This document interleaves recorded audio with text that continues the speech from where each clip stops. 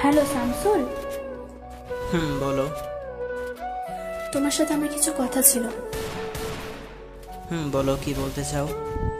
কথাটা শুনে তুমি সুসাইড করবে না তো? আরে বাবা, বলো। আসলে আমি ব্রেকআপ চাই। কেন? কারণ আমার বাড়ি থেকে বিয়ে ঠিক করে ফেলেছে। তাহলে আমার কি হবে? তোমাকে নিয়ে দেখার স্বপ্নগুলো কি হবে? জানি না, কিন্তু এই বিয়ে আমার করতেই হবে। এইসব তুমি কি বলছো? হ্যাঁ, আমি সত্যি বলছি, এই বিয়েটা আমার করতেই হবে। তুমি তো ভালো করেই জানো আমি তোমাকে ছাড়া বাঁচতে পারবো না।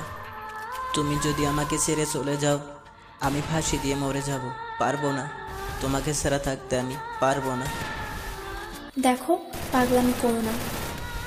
এই বিশ্বাসঘাতক, তাহলে কেন এসেছিলে আমার জীবনে? আমি তোমাকে ছাড়া থাকতে পারবো না জান।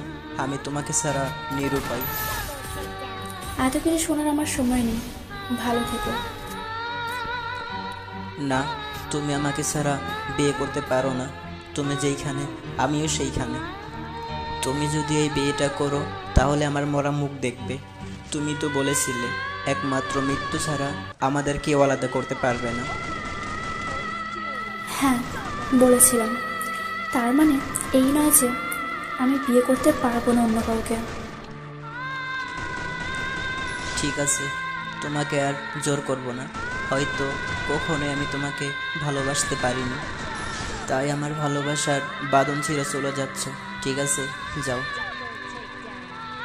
দেখো শামসুল, আমার বিয়েতে যেন কোনো ঝামেলা না পাকাও। তুমি আমাকে ভালো নাই বাসলে, কিন্তু আমি তো তোমাকে ভালোবাসি। কোনো ঝামেলা হলেও আমি মিটিয়ে নিব।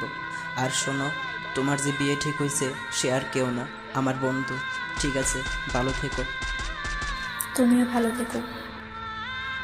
এই কথা বলে শামসুল ওখান থেকে চলে যায় আর মনে মনে ভাবে, এ কি আজকালের ভালোবাসা? ভালোবাসা বলতে কি দুনিয়ার মধ্যে কিছুই নেই, সবই কি অভিনয়?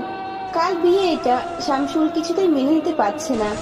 বিয়ের দিন শামসুল ঘরে বন্ধ হয়ে বসে থাকে। বিয়ের কিছুদিন পর মেয়েটা ছেলেটির বাড়িতে যায়। বাড়ি গিয়ে দেখে ছেলেটা ফাঁসি নিয়ে আত্মহত্যা করেছে। ছেলেটির বাবা মেয়েটাকে দেখে একটা চিঠি দেয়। চিঠিটা খুলে দেখে যে জান, আজ হচ্ছে তোমার সুখের সাথে আমি হতে পারলাম না, কিন্তু দুঃখের সাথে অবশ্যই হব। এই জীবনে তোমার হাতটি ধরে রাখতে পারলাম না। আমি জীবনের কাছে হেরে গিয়েছি। আমি তো তোমাকে আমার সবটুকু ভালোবাসা দিয়েছিলাম, তারপরে কেন ভুল বুঝে আমাকে ছেড়ে চলে গেলে? যদি আমাকে ভুলেই যাবে তাহলে এতটা কাছে এসেছিলে কেন? জানো, আমি যেদিকে তাকাতাম শুধু তোমার মুখটাই দেখতাম। একটা মুহূর্তর জন্যও তোমাকে ভুলতে পারিনি। কী বা করতাম বলো? সবার জীবনে যে সুখ থাকে না, সুখ নামের পাখিটা হারিয়ে গেছে। তাই আর দুনিয়াতে থেকে কী লাভ বলো?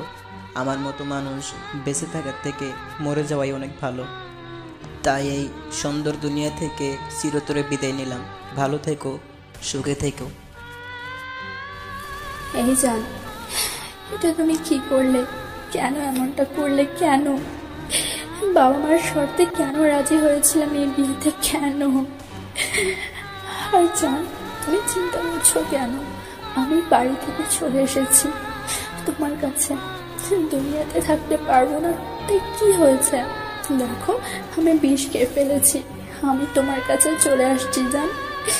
5 মিনিট ওয়েট করো জান।